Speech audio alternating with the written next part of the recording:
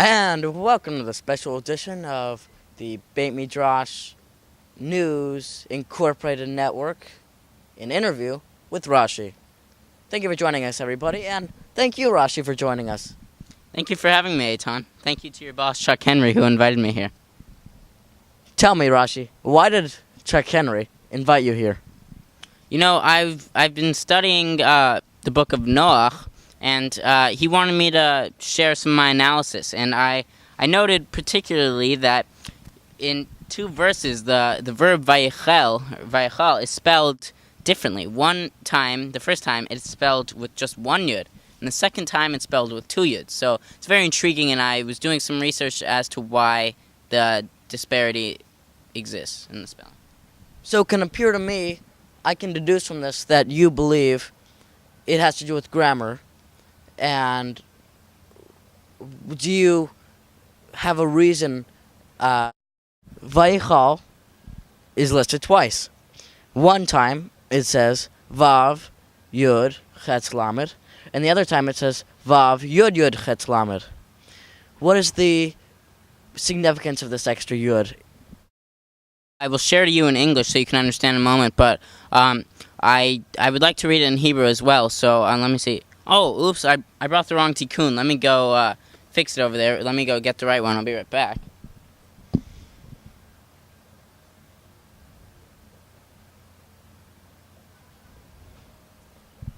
My apologies. Here is the correct tikkun, and I'd like to read it in Hebrew. So I write in the Vayichal, the second time it's mentioned with the two yuds. I write in Hebrew. Vayichal, the dibor hamatkil is Vayichal, and it says Hu lashon Vayichal, ele sheze lashon Vayifal, v'ze lashon Vayitpael, Vayichal, Vayimatan, Vayichel, Vayitamten. So what I'm basically saying is that again, the dibor hamatkil is Vayichal, and he waited. And I'm basically saying that they're two different spellings because they're two different forms of the verb. One of the forms is lechayel with one yud, and the other is lechayel with two yuds. The form is lefayil with the first verb, and with the second verb it's lefati. So the difference is that, again, they're just different meanings, actually. One of them means and he waited, and the other means and he was patient. And I write in here that it's similar to the verb, let me find that again. I write that it's it's similar to the verb vayimaten, in that it's spelled differently when it means something different. Vayimaten and vayitamten.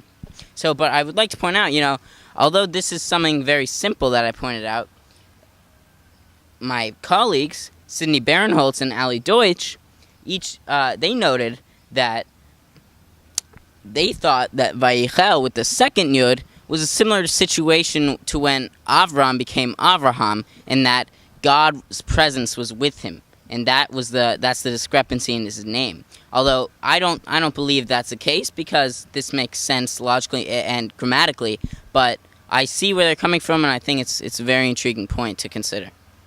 So before we leave you today, Rashi, I just feel it's very important that we make sure the viewers understand how one can perceive it in their own words, not just the words, the brilliant words that you just told everybody.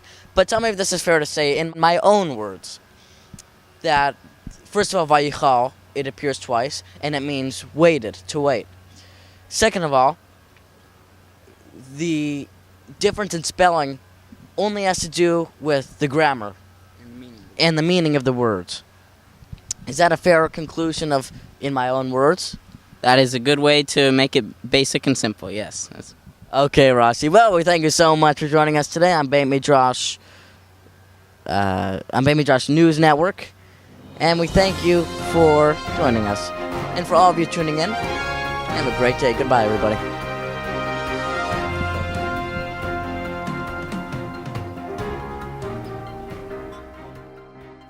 And this is a special interview on the Beit Midrash News Incorporated Network. We thank you for joining us. And right now we're here with Rav David Kimmy.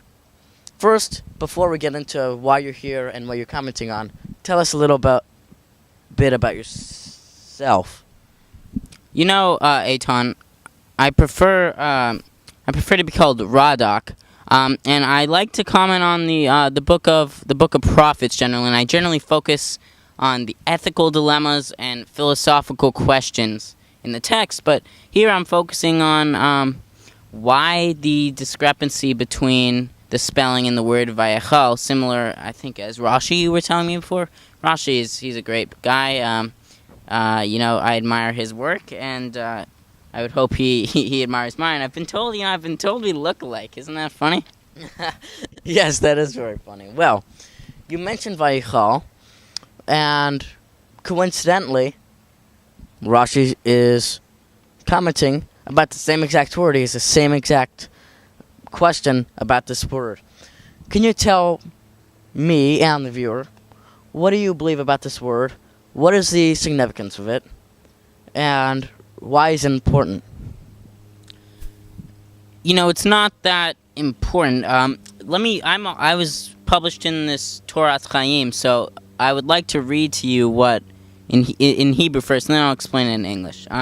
So in Hebrew I wrote, my Dibur Matchil, the word I'm commenting on, is Vayichal Od, and I'll read you the Hebrew. It says, Mevinin Nifal, Shoresho Yachal, Ve'elu, Haya Mevnin, Hitfal, Haita, Hayedoi, Shehi Piel, Hapoel, Petucha, Vehi Kmutza.